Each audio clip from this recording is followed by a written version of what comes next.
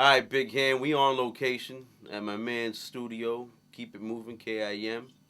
His man's Reason. Man, Reason's going to be talking to us about what he does in the studio, how he came into rap, and how he came to the big hand, and what he plans on doing. What's up, my man? What's going on, Jaxn? Welcome to the spot. First What's of up, all, what's up? got my man Jaxn in the house. You already know what it is, man. We in the basement just getting it on, man.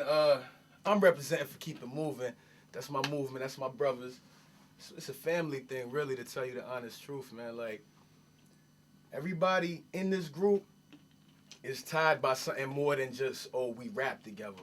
Like, we got a history, so, you know what I mean? It's official. So when it's about loyalty, you know what I'm saying? You know it's certain people you really could trust. And, you know, other people, you're just going to go ahead and take a risk.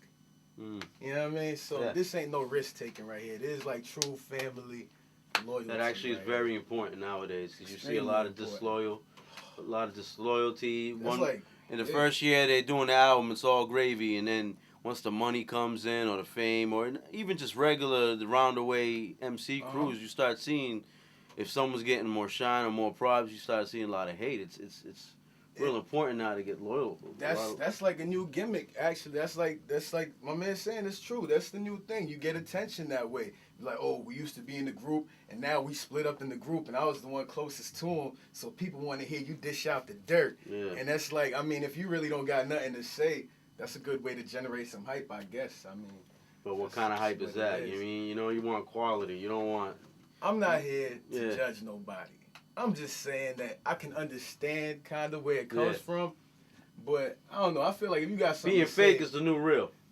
Basically, being fake is the new real. It used to be you had to be real to get on, and now it's like if you real, like that ain't even entertaining no more. We want to hear outrageous shit. We want you to just lie to me all day. That's all right. funny. So what you got? A mixtape or an album coming out?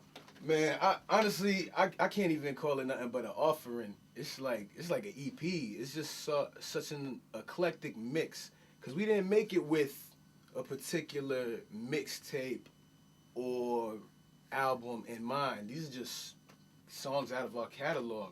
We just been recording since, forever and forever. We just got so much catalog built up. It's a problem. What tracks you think are going to stick out for the people, like, listening? Like, what tracks you think they're going to enjoy the most? We got this one we call The Roast. That one's it's like a personal, that's really like dedicated to hitting the ham hard in this general 508 area. That's for everybody out here. So, I mean, that's for mass overall, really, but it's just really targeted out here. I think that's a good one. We got this other one, Bricks and Wood. It's kind of more upbeat. That's a little hype one. A lot of people like that.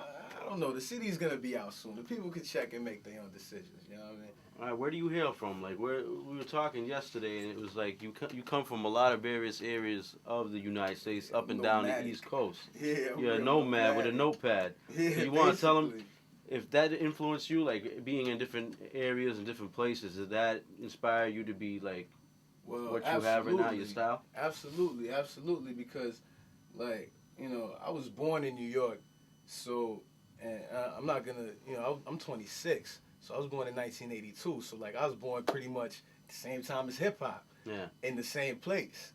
So I just was in it. Like that's what I knew. That's just what it was. I was like 4 or 5 years old. My brother was coming home from outside with his cardboard folded up under his arm in his jumpsuit. Yeah. You know what I mean? Like that's what I wanted to do. Whatever my big brother did, I wanted to do. So like the hip hop thing, I was like, damn, that's what it is. Like that's just what my life was. Then I came down to Miami at the age of like 4 or 5, real young. I moved down to Dade County, and I mean, once again, that was in the hood. So it's just hip hop is just like it just go hand in hand with life. It's not even like you get introduced to it. It's like you pick up talking. You don't remember when you learned to talk. It's in your nature. It's just in your nature. You were saying that you didn't fit in, even down there. Like your language, your slang, and your accent was still within you. You see, the thing with me is I had like picked up the New York accent first, and I never really like my down south accent.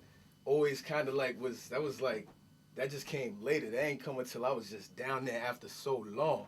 So at first when I was young, you know what I mean, it's little kids, they pick at you too, so it ain't no thing. But like I had that New York accent, so I'd be like, nah, son. And they'd be like, yo, son, what they do, son? Like they'd be clowning me and shit. They call you New York, but it ain't like a person. They just having fun with you, something different. They not used to it. So it's something you point out. Just like when I would go back to New York in the summertime when I was a kid, but then I had finally got my down south accent, and I'd be up there talking to my cousins. They'd be like, "What? What's that?" Like I'd be like, "Oh, like shoot, shawty, that's crazy." They'd be like, "Shawty, what call me shawty?" You know what I'm saying? Mm-hmm.